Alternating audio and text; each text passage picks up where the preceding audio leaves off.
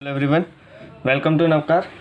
Now in previous lecture we have done your theorem number 6.3, 4, 5 and also theorem number 6.6.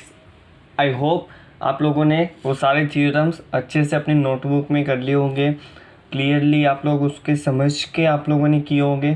ठीक है, अगर आप लोगों ने ये theorems जो है उसको प्रॉपरली समझ के नहीं लिखा, सिर्फ कॉपी किया है, तो आप लोगों को जो सम करना है यहाँ पे उसमें प्रॉपरली पता नहीं चलेगा.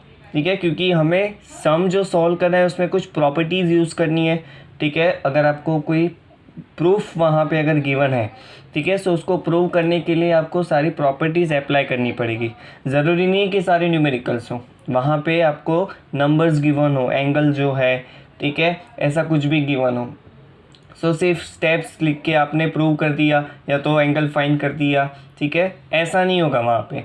सो आपको क्या करना है, वहाँ पे प्रॉपर्टीज़ कुछ होती है, ठीक है, करस्पॉन्डिंग होता है, लीनियर पेयर होती है, दोनों पैरेलल लाइंस कब होती है, अगर पैरेलल है तो क्यों पैरेलल है, पैरेलल दिखाना है तो कैसे दिखा सकते हैं, अगर आपके पास ट्रांसवर्सल के सेम साइड इंटीरियर एंगल्स की पेयर है, सो उससे आप कैसे पैरेलल शो कर सकते हो, अल्टरनेट एंगल से तो कैसे पैरेलल शो कर सकते हो, करस्पॉन्डिंग एंगल से तो कैसे पैरेलल शो कर सकते हो.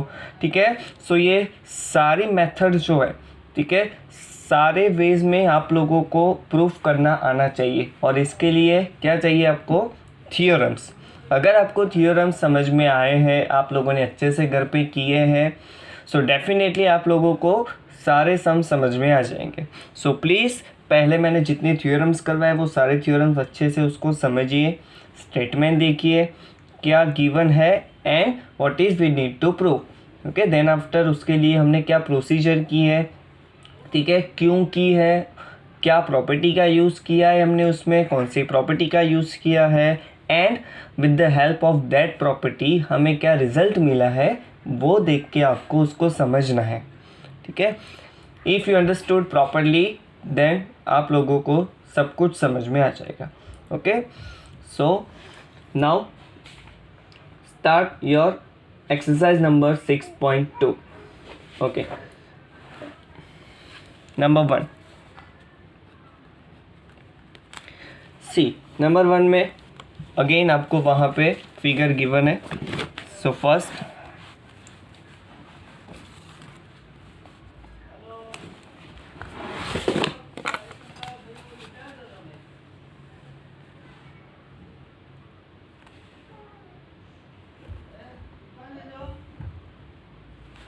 this is your first line and second line.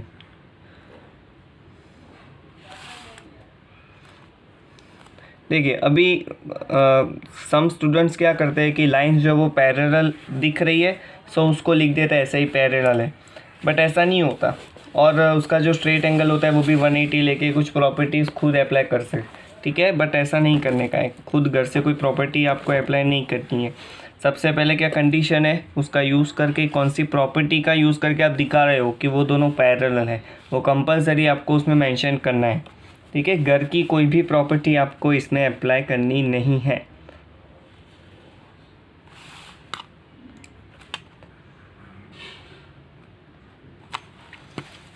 Okay, so this is your first line A B C D. Okay, angle जो यहाँ पे गिवन है दैट इज 50 डिग्री. देन ये आपका x है, ठीक है, this is your y and this one is 130 degree.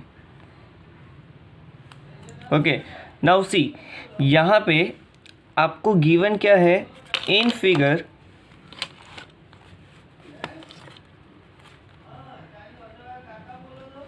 find the values of x and y and then show that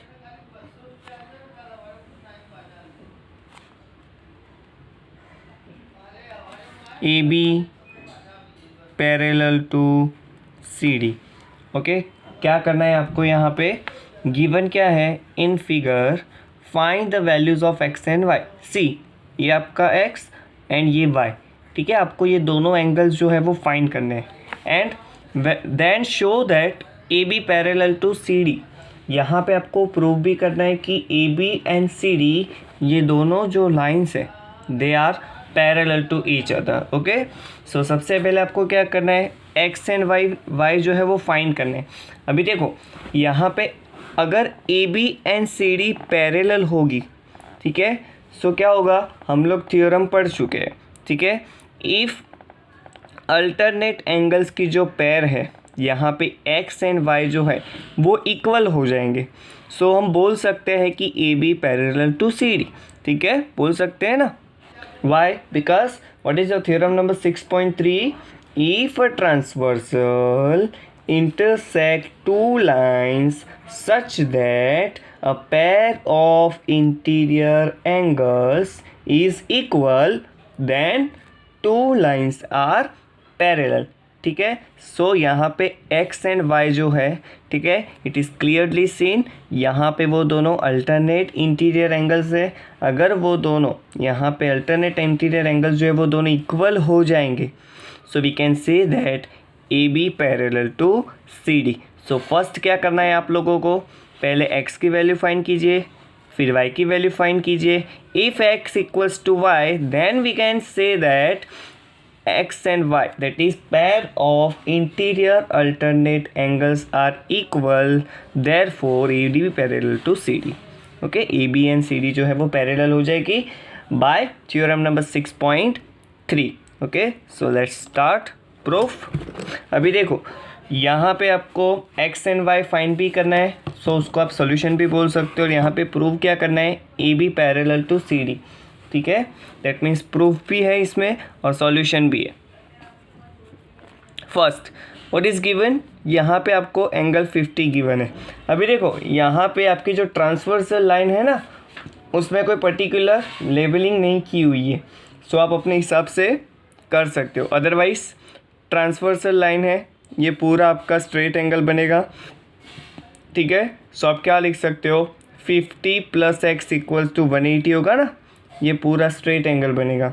okay, see यहाँ पे ये पूरा स्ट्रेट एंगल बनेगा ना 180 का, ठीक है, क्योंकि ये तो एक लाइन है ट्रांसवर्सल, सो ये पूरा 180 का होगा, that means 50 + x equals to 180 degree. So from figure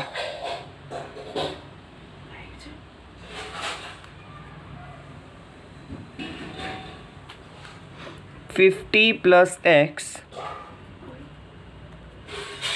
equals to 180 degrees। Okay, so therefore यहाँ पे जो 50 है वो राइट साइड जाएगा तो -50 हो जाएगा, so x equals to 180 degrees -50 degrees हो जाएगा। Okay, therefore x equals to 180 - 50, that is 130 degree. Okay, so you get the value of x। now for y, see y and ये जो 130 आपको दिख रहा है, ठीक है, वो दोनों वर्टिकली ऑपोजिट है ना, ठीक है, सो आप लोग वर्टिकली ऑपोजिट के प्रॉपर्टी से लिख सकते हो कि y इक्वल्स टू भी 130 डिग्री हो जाएगा। So now here y equals to 130। Okay, see यहाँ पे भी आपको लिखना है linear pair,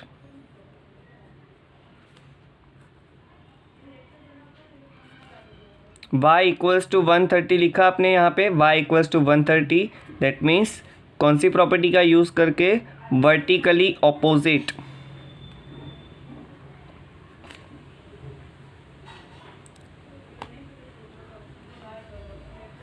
okay, vertically opposite. सो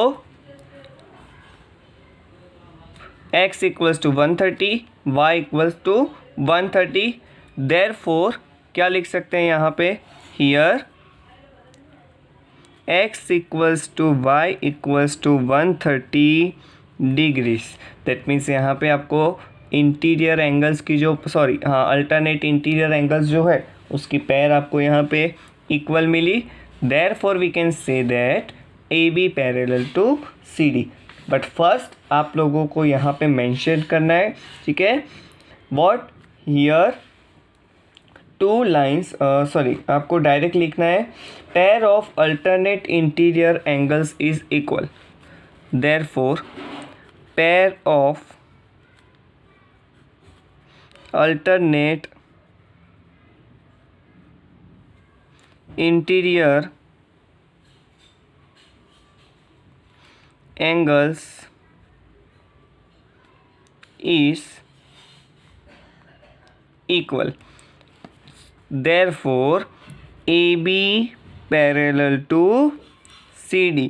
यहाँ पे आपको लिखना है कौन, अभी देखो एग्ज़ाम के टाइम पे क्या होगा कि आपको याद नहीं होगा कि ये कौन सा थ्योरम है, ठीक है। सो आप सिर्फ यहाँ पे थ्योरम लिख सकते हो। अगर आपको याद है कि ये जो है वो थ्योरम 6.3 है, ठीक है, सो थ्योरम 6.3 ऐसा मेंशन कर सकते हो।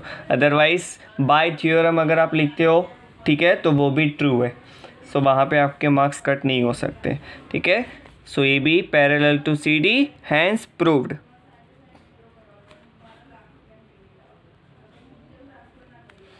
Okay, now go for the second one. Again second number जो है उसमें भी आपको फिगर गिवन है,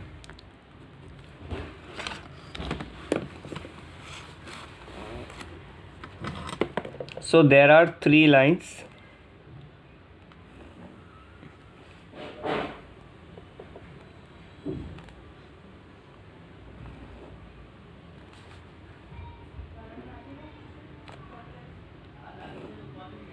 number 1, number 2 and number 3, and transversal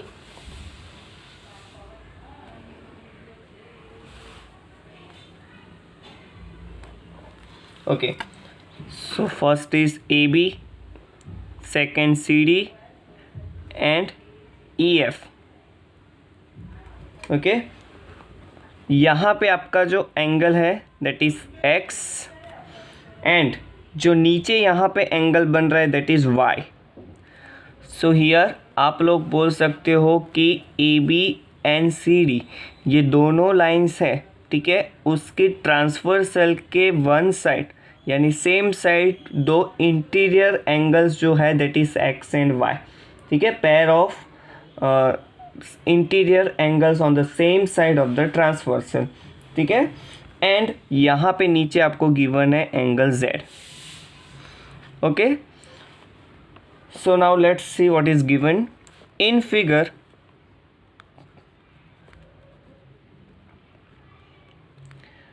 If AB parallel to CD, CD parallel to EF and Y ratio Z equals to 3:7। Again इसमें ratio में आपको result given है, देन फाइंड X। देखिए आपको y और z में ratio given है and you have to find the value of x। So also आपको y एंड z की वैल्यू भी फाइंड करनी पड़ेगी, ठीक है। सी यहाँ पे आपको 3 पैरेलल लाइंस गिवन है, अभी तीनों पैरेलल है ऐसा क्लियरली डायरेक्टली नहीं बोला आपको। सो क्या गिवन है वहाँ पे, A B parallel to C D, A B जो है वो सी डी के पैरेलल है and C D parallel to E F, और सी डी जो है वो ई एफ के पैरेलल है। दैट मीन्स व्हाट, तीनों लाइंस एक दूसरे से पैरेलल हुई ना। ओके, सो यहाँ पे हम कौन से थ्योरम का यूज़ करेंगे, हमने लास्ट जो थ्योरम नंबर 6.6 लिखा था, line which are parallel to the same line. That means यहाँ पे A B and E F, ऊपर वाली ए बी और नीचे वाली ई एफ, ये दोनों लाइंस जो है वो सी डी को पैरेलल है ना। ए बी भी सी डी से पैरेलल है, ई एफ भी सी डी से पैरेलल है। That means A B and E F both are parallel to C D. That means what, we can say that 3 lines are parallel to each other. Okay, so यहाँ पे भी हम theorem number 6.6 का use करेंगे, सो हमें यहाँ पे भी मेंशन करना है। Okay, so let's see first here AB parallel to CD, number 1, and CD parallel to EF, number 2. So from 1 and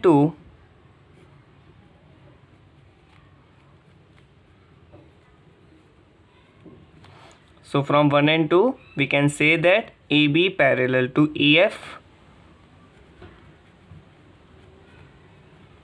Okay, by theorem number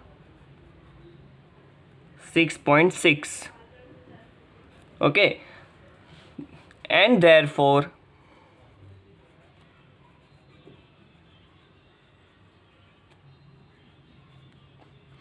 क्या लिख सकते हैं हम, ए बी सी डी से पैरेलल है, सी डी ई एफ से parallel है, that means A B जो है वो ई एफ से पैरेलल है, दैट मीन्स तीनों लाइंस एक दूसरे से पैरेलल है. So and therefore A B parallel to C D and which parallel to E F.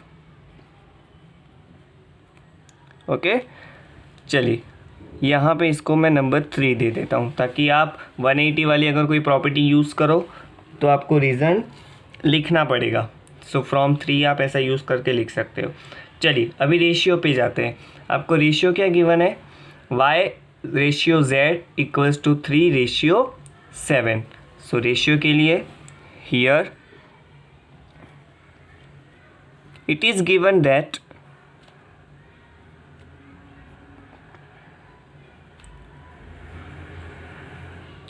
y ratio z equals to 3 ratio 7. Now as I said earlier कि जब भी कोई भी सम में अगर आपको रेशियो गिवन है सो आपको क्या करना है, उसको x सपोज करना है. ठीक है, तो चलिए इसको x सपोज कर लेंगे. सो y इक्वल्स टू 3x हो जाएगा and z equals to 7x हो जाएगा. So suppose y equals to 3x क्योंकि y के लिए 3 है एंड z के लिए 7 है, तो z इक्वल्स टू 7x हो जाएगा. ठीक है, चलिए अभी हमारे पास y equals to 3x and z equals to 7x है. ठीक है, सो बाय व्हाट प्रॉपर्टी आप y और z के बीच में कोई रिलेशन बना सकते हो, ऐसी कोई प्रॉपर्टी है आपके पास. तो चलिए सबसे पहले आपको क्या करना है, y और z के बीच में आपको रिलेशन गिवन है. सी आप लोगों ने प्रूव कर दिया A B parallel to C D parallel to E F, है ना. दैट मीन्स व्हाट, अभी हम क्या बोल सकते हैं, ए बी जो है वहाँ तो एक्स एंगल फॉर्म हो रहा है तो वो तो आपको देखना नहीं है. सी डी जो है वो वाई फॉर्म कर रहा है, ई एफ जो है वो जेड फॉर्म कर रहा है. दैट मीन्स व्हाट, ये जो z है उसके करस्पॉन्ड एंगल जो है वो ये हो जाएगा, अदरवाइज y के करस्पॉन्ड एंगल ये हो जाएगा. दोनों में से कोई भी एक काम कर सकते हो आप, या तो z है तो इसको भी z मान लो, या तो ये y है सो उसके करस्पॉन्डिंग जो एंगल है वो भी y हो जाएगा. ओके, सो यहाँ पे आप दोनों में से कोई भी एक प्रॉपर्टी यूज़ कर सकते हो. ओके, सो हियर सबसे पहले भी देखो वहाँ पे कोई लेबलिंग की गई नहीं है. अगर आपको इंटरसेक्टिंग पॉइंट जो है वो मेंशन करने हैं सो आप लिख सकते हो वहाँ पे P Q R S and at the end T. ठीक है, सो क्या कि आपको एंगल्स के जो नाम है वो लिखने में प्रॉब्लम ना हो. तो चलिए ये जो करस्पॉन्डिंग एंगल की जो प्रॉपर्टी हमने यूज़ की है उसके बारे में एक्सप्लेनेशन तो करना पड़ेगा आपको. ठीक है, सो सिंस फ्रॉम 3, चलिए 3 में हमने क्या प्रूव किया, A B parallel to C D parallel to E F. ठीक है, दैट मीन्स तीनों लाइंस जो है वो एक दूसरे के पैरेलल है. So we can say that angle z यानी angle R S F, angle R S F यानी वो क्या है, हमारा एंगल z है, आर एस एफ यानी एंगल z है. अगर ये z है तो उसके करस्पॉन्डिंग ये भी z हो जाएगा, और वो एंगल कौन सा है हमारा, Q R D. So equals to angle Q R D. ठीक है, ब्रैकेट में आपको क्या लिखना है, करस्पॉन्डिंग एंगल्स. ओके, सो अगर ये आपका z है सो ये भी z हो जाएगा। ओके, सो CD जो है वो तो लाइन है, सो ये पूरा स्ट्रेट एंगल 180 डिग्रीज का हो जाएगा। दैट मीन्स ये y plus z equals to straight angle 180 degrees हो जाएगा। नाउ चलिए यहाँ पे लीनियर पेयर की प्रॉपर्टी बनेगी y plus z equals to 180 degrees. तो इसके लिए मैं लीनियर पेयर की प्रॉपर्टी लिख रहा हूँ। Now y plus z equals to 180 degrees, linear pair. Okay, so चलिए आपको y और z के बीच में रिलेशन मिल गया एंड ऑब्वियसली आपके पास y एंड z था। ओके, तो चलिए सबसे पहले y equals to 3x, so y की वैल्यू मैं यहाँ पे 3x सब्स्टिट्यूट कर रहा हूँ, प्लस z की वैल्यू यहाँ पे 7x है, so z equals to 7x, so we get 3x plus 7x that is 10x equals to 180 degrees. Now see 10 जो है वो x के मल्टीप्लिकेशन में, ठीक है, सो 180 के वो डिवीजन में जाएगा, so we get therefore x equals to 180 is already there। ओके, और 10 जो x के मल्टीप्लिकेशन में थे वो 180 के डिवीजन में जाएंगे। therefore you get the value of x equals to 18 degrees. Now सी यहाँ पे जो आपका x है, ठीक है, वो आपका एंगल x नहीं है, आपने यहाँ पे जो अज्यूम किया था वो x है, ठीक है। अगर इसको ऐसा है तो आप x डैश मान लो, ताकि आपको जो एंगल x गिवन है ना यहाँ पे वो x और ये अज्यूम वाला x, ठीक है, वो दोनों सेम ना हो जाए। सो यहाँ पे जहाँ पे आपने x लिया है वहाँ पे मैं x डैश लगा रहा हूँ।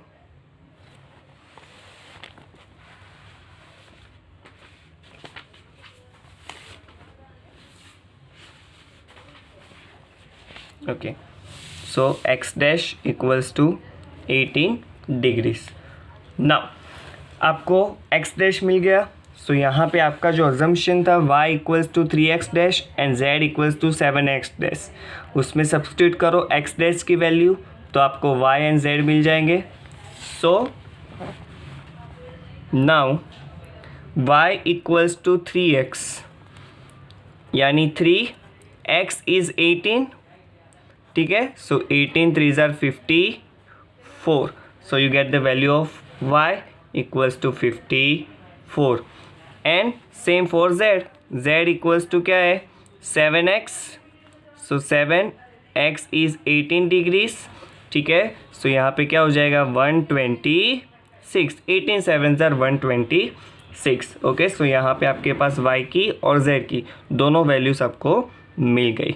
ओके, नाउ अभी आपको एंगल x नहीं मिला जो रिक्वायर था, हमें तो x की वैल्यू फाइंड करनी है, ठीक है। चलिए x जो है आप लोग देख सकते हो AB एंड CD वो दोनों पैरेलल लाइन है, और पैरेलल लाइन में से ये जो ट्रांसवर्सल लाइन है which intersect those 3 lines in distinct points.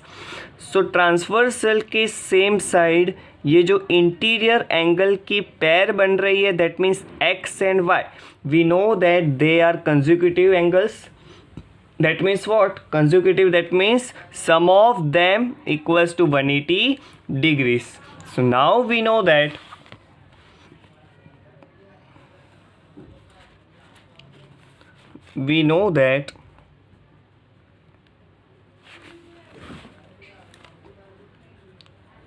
AB parallel to CD and therefore AB parallel to CD and therefore X and Y are interior angles on the same side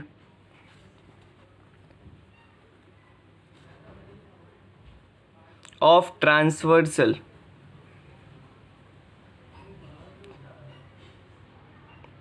Okay, therefore x plus Y equals to 180 degrees. अभी यहाँ पे linear pair नहीं लिखना है, वो दोनों consecutive angles है और कंसेक्यूटिव में भी दोनों का प्लस 180 होता है। सो आपको रीज़न क्या देना है, कंसेक्यूटिव एंगल्स। ठीक है, मैं शॉर्ट में लिख रहा हूँ, आपको पूरा रिजल्ट वहाँ पे मेंशन करना है, कंसेक्यूटिव एंगल्स ऐसा पूरा स्टेटमेंट लिखना है। ओके, देयरफॉर अभी देखो x की वैल्यू तो है नहीं हमारे पास, so as it is plus what is y is 54 equals to 180 degrees. Therefore x equals to 180 is already there, 54 जो है वो राइट साइड जाएगा तो -54 हो जाएगा। Therefore x equals to 126 degree. So you get the value of x। Now see, आपको लगेगा कि सर यहाँ पे z भी हमें 126 डिग्री मिला, x भी 126 डिग्रीज मिला, how is possible? So let's see, यहाँ पे z क्या है आपका, ये एंगल है ना, अभी ये z है तो उसके करस्पॉन्ड ये z होगा, ये भी z है तो उसके करस्पॉन्ड ऑब्वियसली ये भी z होगा, और उसके वर्टिकली ऑपोजिट आपका x है, and vertically opposite angles are equals and therefore z equals to x।